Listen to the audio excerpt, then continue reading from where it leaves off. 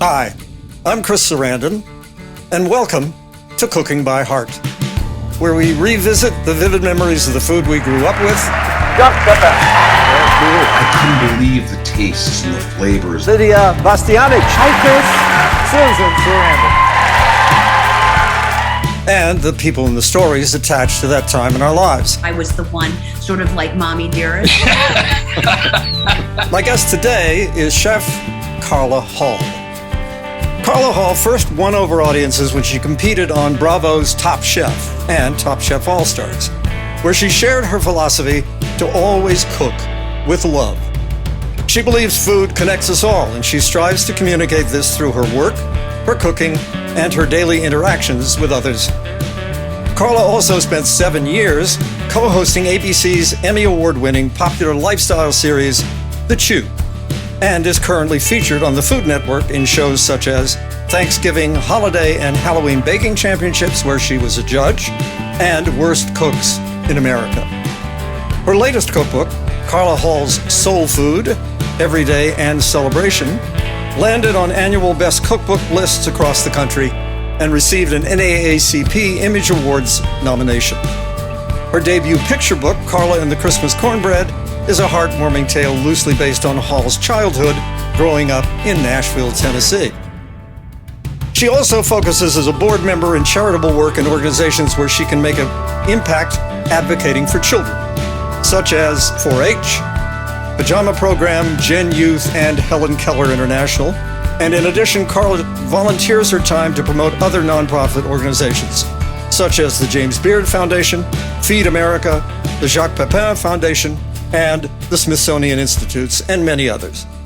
Her new Max television series, debuting February 1st, is called Chasing Flavor, and it follows Carla around the world, tracking down the lineage of such dishes as ice cream, barbecue, and hot chicken. Ladies and gentlemen, I'm very proud and thrilled to welcome Carla Hall to Cooking by Heart. Hi, Carla. Hi, Chris. Man, I sound busy. It's interesting because everybody says that after their resume, and I think we all sort of feel that after a while, particularly if you've been doing this for, a fair amount of time, is that you have a life of work. And it adds up, and it's important, and I think it's important to let people know what it is as well. My first question always has to do with provenance, where we're from, because it informs so much about the food we grew up with and the people and the stories. So you're from originally Nashville, yes? Yes. It's so funny. I say I'm from Nashville. Back when I was living I was working in New York. I'm from Nashville. I live in DC, and I work in New York. Mm-hmm. So because it gives people sort of a snapshot of who I am. Mm-hmm. But I always start with my formative years, which were in Nashville, Tennessee. Yeah, exactly. And your parents, tell me a little bit about your folks. My father passed away, but they're both from Nashville, and my grandparents were also from the South. So South Carolina, North Carolina, mm-hmm. So were in they, the Southeast. Were they part of a particular migration at a particular time from the South to Nashville? No, as a matter of fact, on my mother's side, my family left the South, and part of our family went to New York. So the Great Migration. So they moved away from the South, and they were in New York. But my grandmother and grandfather stayed. So now you lost your father when you were fairly young? No, just in the last 3 years. I see. So he's not around now. But at the time, your parents were together. You were growing up in Nashville. Who was the cook? My parents got divorced when I was 7, but my father was the cook. Really? My father was still the cook when they got divorced. So I tell my parents married twice and they got divorced twice. And so they remained friends because they had 2 daughters. Yeah. So my mother was still getting food from my dad. My mother was still getting food from my grandmother. She didn't cook. She made 5 things. Interesting. Mm-hmm. So let me just kind of get a picture of what it was like in that household. Your parents were divorced and then remarried and then divorced while you were relatively young? Yes. A whirlwind. Yes. of transition. Yep. So what was that like in terms of where the food was coming from? Your father was providing the food? Well, I remember my father being a good cook. Yeah. And so in my teenage years, I remember my mother saying, "Oh, let me see what George made," and she would go and get some food, and we would go over there to eat. But my mother made, like I said, my mother made 5 things. Mm-hmm. They were meatloaf, a roast, like a pot roast, spaghetti, hamburger helper, Mm-hmm. and breakfast, like pancakes. Right. Well, I think she also did the, chicken in a bag, that type of thing. But on the weekends, we would go to my grandmother's house after church. She lived in Lebanon, Tennessee, which is about 30 miles outside of Nashville. Mm-hmm. And so we would have the Sunday supper at her house, and then all the leftovers would come home. Which my mother would have for her lunches when she went. She's a nurse, so she would take those for her lunches. And then we would have that rotation of those 5 meals at night, Mm-hmm. and then we would obviously eat lunch at school. Mm-hmm. So, yeah. And what were the meals like at grandma's as opposed to the ones that you had at home? What were her specialties? Smothered pork chops. She would do like a country ham. She would have, the macaroni and cheese and like all of the celebration dishes. And so when I was growing up, the celebration dishes were what I had at my grandmother's house. And during the week, we wouldn't have that food. So I may have had macaroni and cheese twice a month. Mm-hmm. And she would have, like, not obviously, but the holiday meals would be at my grandmother's house. And she would have refrigerated pickles and cornbread, which is my favorite. Oh. And by the way, she would make, the recipe that you have in the children's book that you wrote, mm-hmm. I'm going to make that with my grandchildren. Oh, yay! Yeah. It looks like a wonderful Yes. recipe, and I'm always looking for one that doesn't mix flour and cornmeal. Yes. That's a real cornbread recipe. Mm-hmm. So that's now, next on my list. It's not fat-free because it doesn't have flour. So Yes, exactly. Well, and also the fat's important. the fat is important. Fat is a flavor Yeah. carrier. Another thing that my grandmother would make that I love, this is very much a part of my childhood, was her 5-flavor pound cake. Ooh. That was the pound cake that she would send us when we went to college. She would send it to my cousins. She would wrap it in wax paper and then brown bag paper. It would be also saran wrap, Mm-hmm. foil. I mean, it would be multiple protective layers that hopefully multiple would protective survive. layers. And then what was so great about it, so when she would send it to college, people were like, wow, what is that? Oh, my grandmother sent me a care package. And I'm like, look, it's going to take me a while to unwrap this. So You might as well be patient. no one needs to be waiting. Right.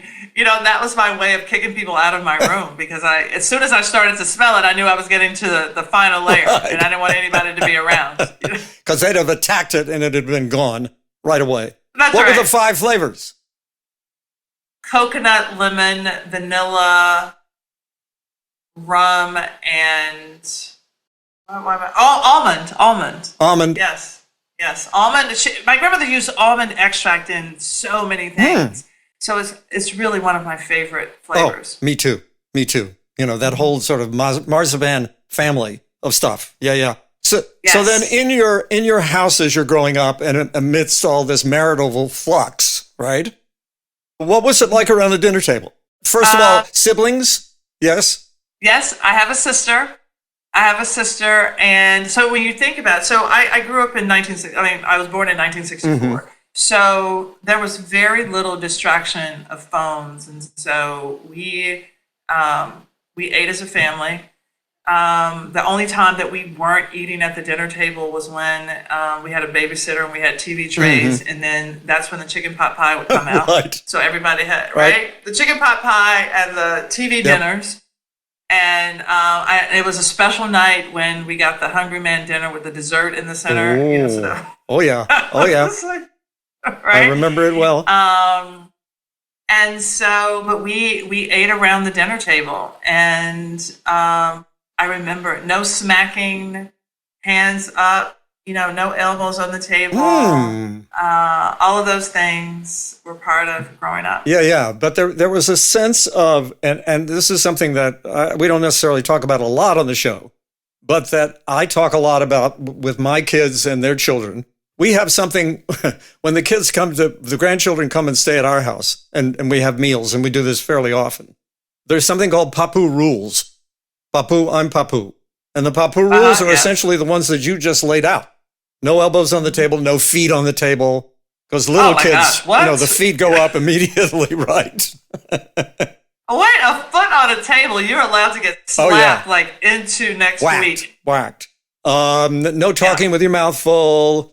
When somebody else is talking, don't interrupt. Let the person finish. If you have something to say and you really need to say it, put your hand up, whatever. And there's something about that, the security of there's a line that you can't cross in upbringing in general. So many people in more modern, and I'm not going to single out a particular generation, but I think everybody knows who I'm talking about, where the children, the parents are in fear of the children. And in your house and in my house, and it wasn't so much about children being seen and not heard. It was about there being respect for everybody's boundaries, including the grown-ups' boundaries. Yes. Yes.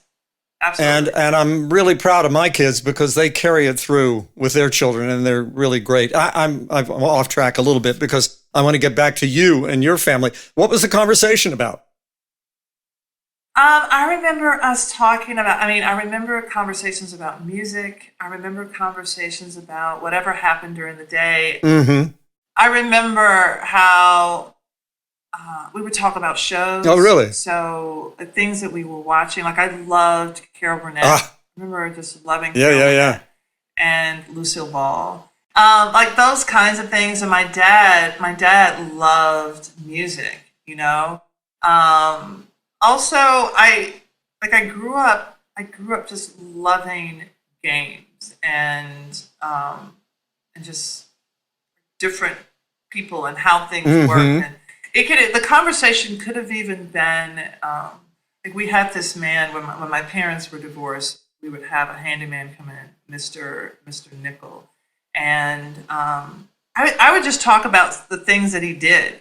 I would sit there and watch him fix things. I was just engrossed. And my husband even says now, you're always pushing buttons. Yes, because I want to see how things work. Curiosity. Curiosity, one of the great attributes that we all should carry throughout our lives, no matter how old you are. Yeah. Oh, how wonderful. So then the conversations were far-ranging. You mentioned music a couple of times. Was there a particular kind of music that your dad was crazy about? My dad loved jazz. My mother loved R&B. I remember on Sundays, my mother would just be sitting there with albums all around her, just, putting them in the hi-fi, playing music. But my dad loved like Miles Davis, straight ahead jazz. He just loved it. Yeah. Age difference between you and your sister? 17 months. Close. Grew up close? Yeah, we grew up close. Mm-hmm. During that time, was there ever a time when, was there any kind of family tradition of, aside from going to your grandparents, was there any time where you guys went out to dinner? We did. We went to, there was a place called Morrison's Cafe, but I think it was I feel like we picked up our food. We went down a line and picked up our food and then trays. But I remember always wanting to go, and my mother didn't like food. She eats for sustenance, which I don't even understand. I don't understand. So we didn't eat out as much as I think other people did. Most of the eating out was on Saturdays because we were always doing an activity. So dance classes, everything. Right. my theater, all the things. And so I remember eating out. I remember when having my first McDonald's. I remember having my first Wendy's. We didn't really do fast food. We didn't eat out a lot. Mm-hmm. So those were really special. I remember getting my first milkshake from McDonald's and being so excited, and my mother saying, we have to wait till we get home. I'm like, but I couldn't understand why we would go and pick up food and then we had to wait to get home to eat it. It did not make sense to me. And I said, well, I'm going to sneak and eat this and drink my milkshake. And I just like tearing the paper off the straw and slowly pulling it out. Right. And then I put it in, trying not to squeak it. And then You're in the back seat now, are you?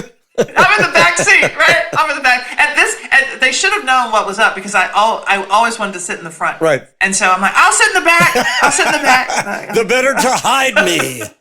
Yeah, right. And then I went to suck the milkshake out, and somehow the top wasn't on. I don't know what happened. The next thing I knew, I had milkshake all over me. Aye. And it was a disaster. Right. And they're like, why couldn't you wait? Why couldn't you wait? Telling a child with a treat, especially a new treat, something that's, unique and that you don't get every day at home. Oh, come on. Yes. Now, did you participate at all with either of your parents when there was cooking in the preparation of the food? Never, ever. Really? Never. Ever. I didn't even know that was really a thing. Never. And yet, here you are. And yet, here I am. I mean, I never participated. I never cut a piece of lettuce. I never cut a tomato. Ever. Were you required to do scullery after dinner, clean up, whatever? Never. Never. And, it's so funny when as you're asking me these questions, like, oh my gosh, when did I wash a dish? I just don't know. I don't know. It sounds very spoiled. I never did it. It was my job to take out the trash. I just remember. Well, that's part of the process, isn't it? Yeah. Yes. I never did it. And interestingly, I'm sort of flashing back to when I was in the restaurant because I was there every other week for dinner because my dad would work different shifts. He'd work the morning shift one week in the afternoon, so he'd be at home for dinner one week, and then I'd eat at the restaurant one week. And then weekends, I worked at the restaurant, and then in summers, I worked all summer. So that I was, in a way, totally the opposite, in that I was involved from the first and when I was at home. My mom was, my brother was much older, so I was like my mother's aide. So I was required to be along with every step. So I couldn't wait to get away from it when I graduated high school and went away to college.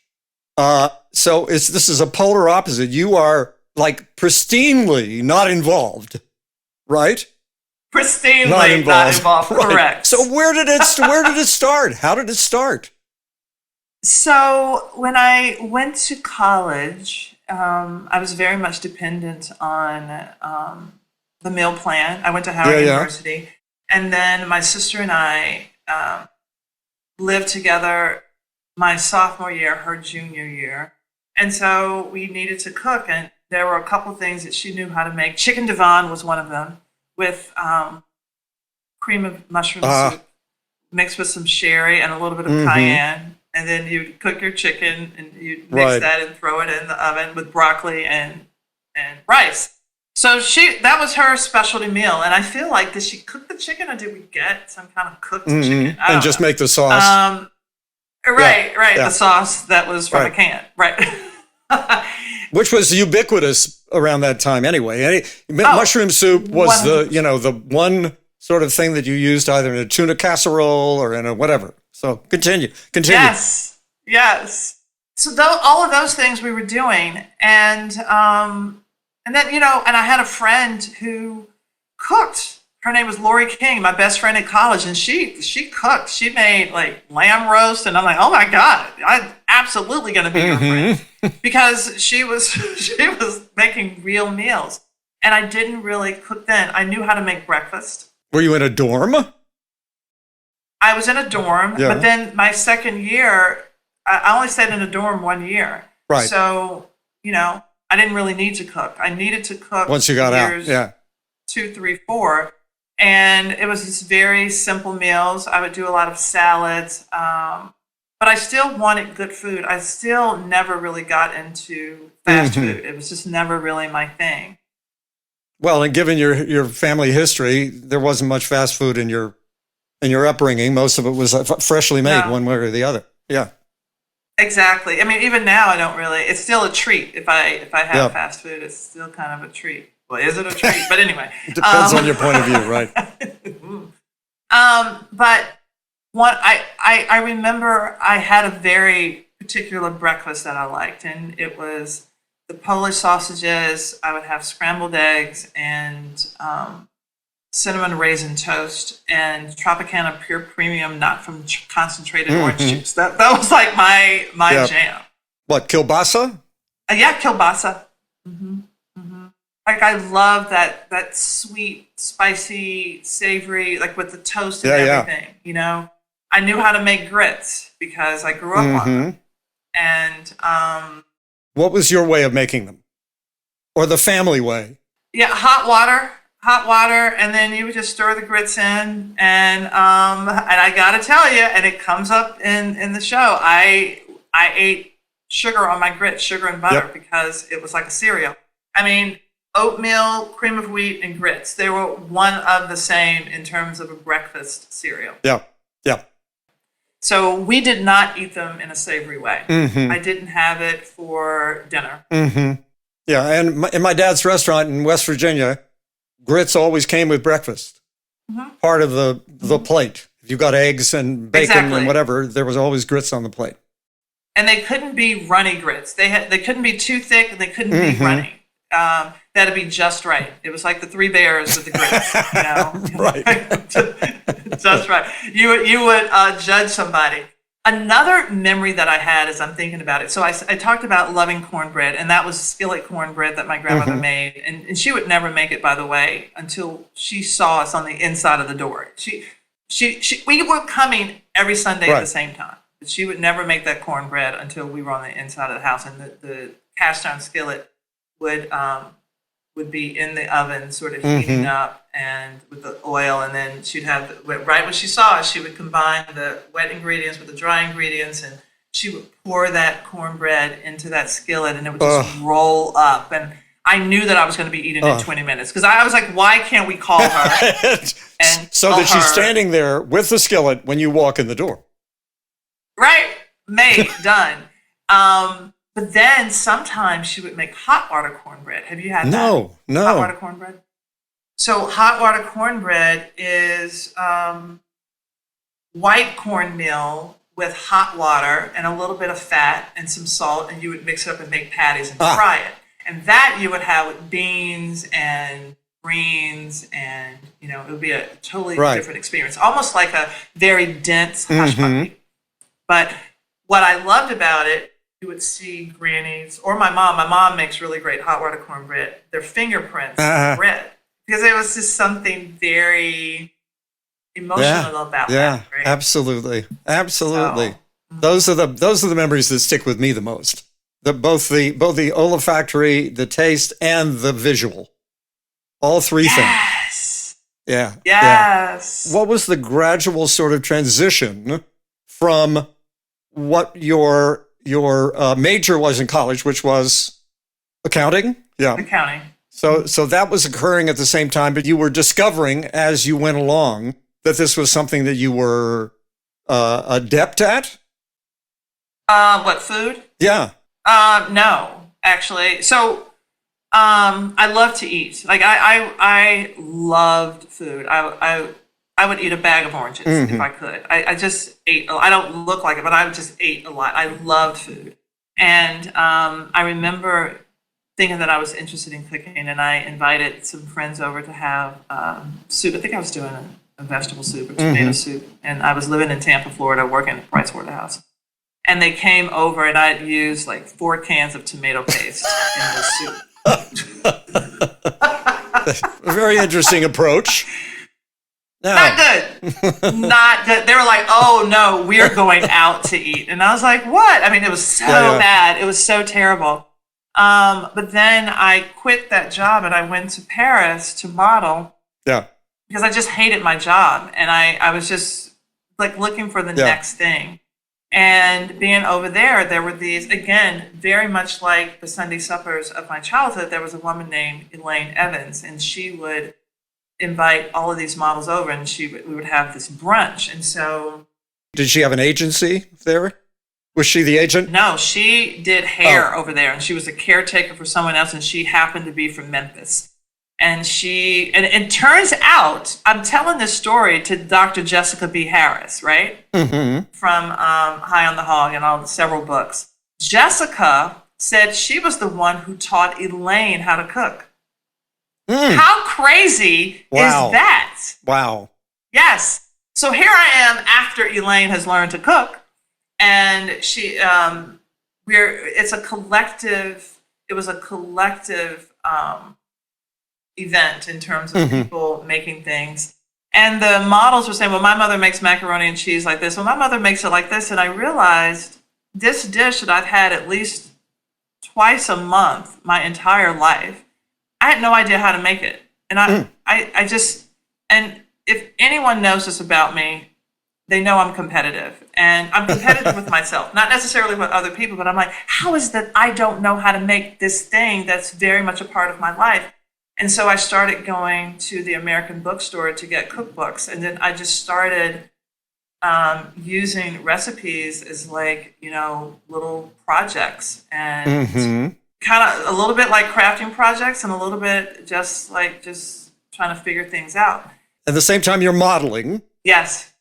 And traveling between Paris and New York at the time, and then I went to England, and I was going to England, back to New York. I did a little bit in Milan, and so I'm just traveling and picking up things. And now, at this point in my life, I become a lot more curious about food. Mm-hmm. And you're also being exposed to more different cuisines. Exactly, exactly. My first pizza in Milan, where they are cutting it with scissors on the street. And I'm like, whoa, that is so cool, Oh, wow. Oh, I had no idea. Yes. And this is around in the late 80s. And so, but while I was sort of getting these cookbooks, I started making food as an act of gratitude for people to allow me to sleep on their couch. So it was sort of this exchange, I was learning, but also I was getting something, and I wasn't paying rent. Mm-hmm. And I just kept doing it. I loved it. And I think I just loved how things worked out. I just enjoyed the puzzle of cooking. Interesting that you draw that parallel, because you talked earlier about how games were important when you were younger and how competitive you were. Yeah. It leads me to something that I wanted to ask you about, because you had sort of along the way made your bones in the culinary world on cooking shows, competitive cooking shows. Now, how did that come about? So the first show that I did was Food Fight. It wasn't Top Chef. I did a show. It was 2 people cooking against, it was a team, 2 teams cooking against each other, 2 teams of 2. And I did it with a friend, Janice McLean. And we had an hour to cook. We were given, I think, $30. We had to drive to the store and get our ingredients. And there was a camera person in the car, and he was so afraid by the time we got back. So I was like driving like a mad person. So I was like, oh, I will get back and I'll use my $30. And, and we ended up winning. Was this a local television show? It was it was on Food Network. Just ages ago, and I'm trying to think, it may have been in 05, 03, somewhere around there. And we won, and, I got bitten by the bug of just doing this. And then I didn't think about it. At the time, I had a catering company, And I went to culinary school at 30. Right. So it was all sort of after the fact of this child who had never washed any dishes or, cooked. And here I am. Yeah. And there you are. And here, right? In the cauldron. In the cauldron. I had this lunch delivery service that started as a fluke when I got back from Europe, and I was making some food for my sister's baby shower, and a friend couldn't come. A friend who was living in Paris at the time when we were going to Elaine's couldn't come, and I said, well, I'll just bring you some food tomorrow. And she's like, yeah, that's great, because there's nothing to eat around here. And, my brain, like, tick, tick, tick, tick, tick. It's like, well, if you don't have anything to eat, that means all the other people around you don't have anything to eat. That would be a really cool business. But, that was all I said.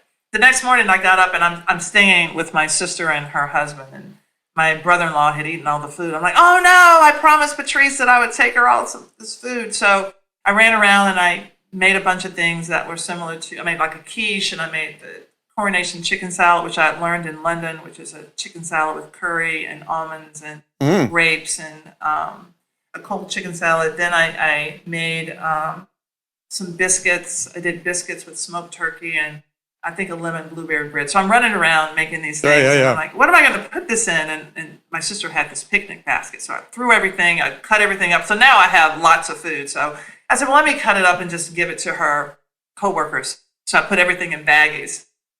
And I get there and she introduces me. So, well, this is my friend Carla. She has a lunch delivery service. And I'm like, oh, what's the name of it? And I'm like, I looked down at the basket. I looked back up. It literally was 2 seconds. I said the lunch basket. And then I'm doling out this food. And when are you going to come back?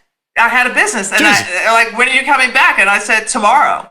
And so within a week, I had 7 clients. And I just went door to door, hair salons, doctor's offices, barber shops. And within 2 weeks, I had 14. And I did that for 5 years. And I became the lunch lady. And then after those 5 years of working, when I tell you I worked every single day for 5 years, then I went to culinary school. So at that point, I had the practical knowledge, but I didn't have the theory because I didn't know why things worked. I was just doing it. Yeah. The technique. So then you end up finishing culinary school. Then you start working as first an apprentice in a kitchen, or not an apprentice? I was an intern, and before I finished my internship, they had promoted me to. I was working at a restaurant. They had promoted me to sous chef, and I think it was my work ethic. Yeah, it was a huge jump. So I went from making $6.38 an hour to $13.80. And for me, I needed the cash because also you have to understand, I was a career changer. So at this point, I'm almost 31 years old. I had basically poo-pooed all of the knowledge and making a regular salary at an accounting firm for your CPA. Forgot about it. Let's just move. Yeah. So it was good. It was good, and I was great with people. And so I did that, and then I went to another restaurant, and then a private social club, and where you were an executive chef, right? Yeah. How does Top Chef happen? So Top Chef, at this point, I have my own catering company, and I have about 4 people working with me, and a friend said, you should do that show, Top Chef. This is around season 3, and I'd never seen it before. I was like, oh, yeah. And then, I happened to be watching this show, binging, when they binge all the shows, for a new season. So I happened to be binging it before they aired season 4, and I go into work one day. It was a long day catering. And my sous chef said, oh, I had a dream you were on Top Chef. And I was like, Verlette was talking about that. Another cook was talking about that. And then when I got home, there was a message saying that they were calling from Top Chef, and I thought it was a crank call, So I was like, I'm not gonna respond because they're trying to get me. Yeah, right. And then I realized I had a message on my cell phone and I had a message at home, and so I called them back, and they thought it was funny. I said, I wasn't gonna call you back. I thought it was a crank call, And so they thought that was funny, and it turned out that one of the organizations that I was a part of, Les Dames d'Escoffier, Catherine Newell Smith, who was the president, had been approached about, do you know any women who cook that you could, recommend? And she recommended me. I didn't know that until I approached her about doing a referral. And she said, of course, I gave them my name. I gave them your name. I had no idea. So it's just funny how this all works and everything ties together. So, and then I went for the casting, and, a couple other funny stories happened, and there. And the rest is history. Yeah. I was 44 when I did that show. Wow. Now, this brings to mind something that has come up recently in my mind, because I've had this conversation, for instance, with my son, who, as I mentioned to you earlier, is a trained chef. And that is that when he watches sometimes the competition shows, is somewhat put off because it is a competition. And it's almost as if, for instance, the only way I can make an analogy is, for instance, I just watched the Golden Globes last night, okay? Where it's about winning awards for something that's really a cooperative effort. But the award itself is about winning against, quote unquote, the people who do the same thing that you do, okay? Now, I'm even more aware of it now because I do most of the everyday cooking at home, and I just had a knee surgery, so I'm out. And my wife is doing the cooking for the last couple of weeks because I can't shop. I can get in the car. But anyway, no gory details. But it leads me back to this whole idea of, did it change your feeling about cooking in any way when you were in a competition with other people rather than being in a kitchen where you are the arbiter of whatever it is that is you're being given basically commands? Here are the ingredients. This is what you have to do. This is the time period. Yeah. I mean, it's hard, but also for me, now you're talking to someone who ultimately with the catering company, I am borrowing from Peter to pay Paul. I'm running I'm trying to pay 4 other people, trying to, manage this whole thing. And so when I did Top Chef, as scary as it was, I'm like, I just have to think about one dish at a time. This is awesome. I mean, nobody can call me. I am not stirring a pot on the phone with a creditor and doing all these other things and managing other people. I am thinking about one dish at a time. How interesting. A relief in a way. Yes. I mean, because also, I'm holding everything together. And so when I left them, I had to make the decision of, I may come out of this and not have a business. I'm leaving my business to these people. I'm like, you know what? You guys are going to sink or swim. It's up to you. Yeah. I have to go do this. Yeah. Yeah. Well, I didn't think I was going to be doing it. I remember when they called me, I just wanted to have the experience of applying. That's as far as I was going to go. And then when they called me, they said, are you somewhere we can talk? And I looked at all the people in front of me, and I put my back to a corner, and I'm like, okay, yes. Go ahead. So I was shocked. I was so shocked. And I don't think, at 44, I was the oldest contestant. I don't think I was supposed to sort of make it that far down the road. Yeah. Huh. How interesting. I'm fascinated and so interested in this upcoming show that you have on HBO Max. It's called Max now, called Chasing Flavor. Can you tell us about what Chasing Flavor is endeavoring to do and what you've been spending the last couple of years doing? Yes. So it is a story. It is a show about giving the cultures that had a hand in a particular dish credit. Because a lot of times we are looking at the end dish and we're like, I like this. And we don't know how many iterations and how many cultures that dish, cultural hands that has passed through and brought that dish to us. And so the show is about, if you don't know the culture, you really don't know the dish. And one of the things that you will see on social media, you post a picture and people will send their response, recipe, ? I'm not going to give you a recipe without a story. You got, even though you're on social media, you got to get some head notes. Yes. Yeah. Right? Because it absolutely. makes a difference. It makes it like, who are the people? And this story is all about, you can't separate the people and the culture from the food. Yeah. And it's to get people sort of thinking about it. It comes in a package. I think in this country, we become so enamored with a dish, but we don't think about the people who had a hand in that, or what those ingredients were, and how things have changed. And this show came about a conversation that I had at a dinner party.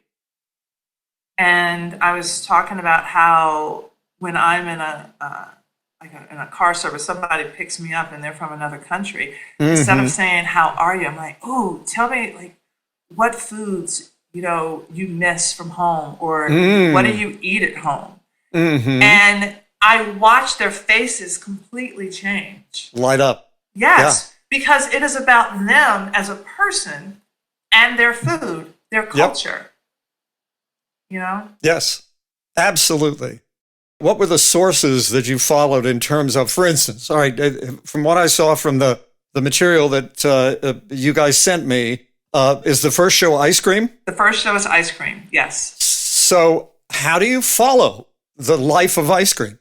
So, it's or how does one? So we started, and not to give a whole thing away, but we I don't start want with you to where do that, we are now. Right. And going to a particular city where things are, where trends are started, right? And so we go to that city because it's New York. If it happens here, it happens, you can make it here, you can make it anywhere. Yeah, anywhere. And so where they will take a thing and amp it up to something that's big. And then it's like, well, let's take a step back. Where did ice cream go before it went to New York, historically? And then we get to a point where, and then we talk about the history there. And then we're like, okay, where do we go now? You could go several places. You could go to France, you could go to Italy, and we make a choice. So it's not the definitive route. It's like we made a choice to go to a particular place. And then we go back even farther, where ice cream is showing up, where it was a kind of a mistake and it became a thing, but it was a culinary mistake. Yep. And so when we're going back, and I'm surprised at that mistake, I'm like, wow, it's something I've never seen before in my life. And as someone who's very curious about things and people and culture, I'm like, wow, tell me more, right? Yep. Every episode is sort of uncovering this journey that we decided to take. And what I'm hoping is that people will feel like they are with me. Like I am turning and asking them to be over my shoulder, looking at me go through this journey. And you're not necessarily then following something in a definitive kind of family tree way. Correct. As you're sort of following the tastes and the smells as they travel from country to country. In toto, you're telling a story. Correct. Yeah, yeah. Which fascinates the hell out of me, and I can't wait for the show. I can't wait. Yeah. It's so great, and it was so fun, and I think that for me, the show is successful will be successful if when you finish watching it, you want that thing. You're like, I have to have ice cream, or I have to have dondurma, or I have to have this thing that I just saw. And also, it allows the audience to become part of the story. Yes. Which is back to one of the things that you talk about with the way that you think food is important, and that is that it's a community that's created as a result of interest in the people and the stories about that food. Yes. Well, I'm going to conclude us today with a question, okay? Also, by the way, I'm going to ask you for a recipe because all of my guests give me a recipe that I put in on my website with a little story introducing it, which is always the way. But the one question that I always ask everybody at the end of the show is if there is a particular dish that is evoked when you savor something, when you taste something, when you experience something that takes you back to your childhood. a smell or a moment, what would that be? You know, as you were asking the question, I'm like, oh, it's this. And they're like, no, you said takes me back to I my saw the childhood. flood of memories Yes, on your face. Literally the flood of memories. Yeah. It would be meatloaf. Ah. And I didn't realize this about myself. I was at the place in New York at a restaurant called The Marshall, and they have this amazing meatloaf where they grind the meat, blah, blah, blah, blah, blah. Mm-hmm. And I had this meatloaf sandwich, and I took a bite, and I started laughing. I'm like, oh my gosh, this is so good. And I want to tell you all, I'm not sharing it. And I started laughing because it was just so good. And then I started crying because it reminds me, and my mother will say she doesn't cook, but it is her meatloaf that she made that is such a visceral food memory for me. Yeah. And even though she says she doesn't cook, she gave that to me. That was her gift to me from my childhood. You took me back as well. And with that, Carla Hall, I thank you so much for being a guest on Cooking by Heart, for reliving some of these wonderful memories that you've had and that you make part of what you exude on all of your shows, which is this is a community that we all share. Thank you so much, Carla Hall, for being on Cooking by Heart. This was wonderful. Thank you so much. My pleasure.